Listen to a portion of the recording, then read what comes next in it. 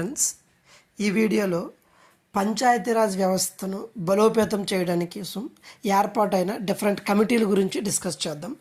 దాదాపుగా 2025 నాటికి మన దేశంలో 6,65,000 గ్రామాలు ఉన్నాయి. గ్రామాలు అభివృద్ధి చెందితేనే దేశం అభివృద్ధి చెందుతుంది. అందుకోసం టైం టు టైం గవర్నమెంట్స్ అనేవి రకరకాల కమిటీలను ఏర్పాటు చేశాయి. అవి ఏంటో డీటెయిల్గా చూద్దాం. గ్రామీణ అభివృద్ధి కోసం ఏర్పాటైనటువంటి పలు కమిటీల పేర్లు, వాటి కీలక సిఫార్సులు. First Balwant Rai Mehta committee. So దీని కీలక సిఫార్సులు ఏంటంటే 3 అంచెల పంచాయతీ వ్యవస్థ ఏర్పాటు చేయటం. Next committee Ashok Mehta committee.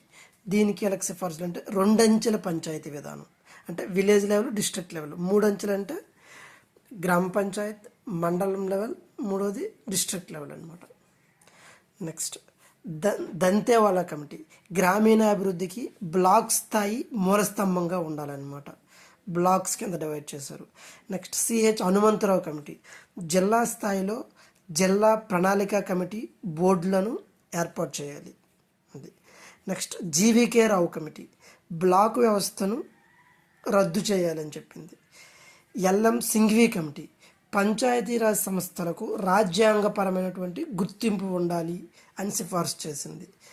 Next PK Thungon committee. స్థానిక సంస్థలకు కాలానుగుణంగా ఎన్నికలు నిర్వహించాలి, every 5 years. Next VN Gadgil committee. ప్రభుత్వ ఎన్నికల్లో ఎస్సీ ఎస్టీ వర్గాలకు, మహిళలకు ప్రత్యేక రిజర్వేషన్లు ఇవ్వాలని ఈ కమిటీలు సిఫార్సు చేశాయి. ఇవన్నీ కాంపిటేటివ్ ఎగ్జామ్స్ కూడా ఇంపార్టెంట్, గుర్తుపెట్టుకోండి.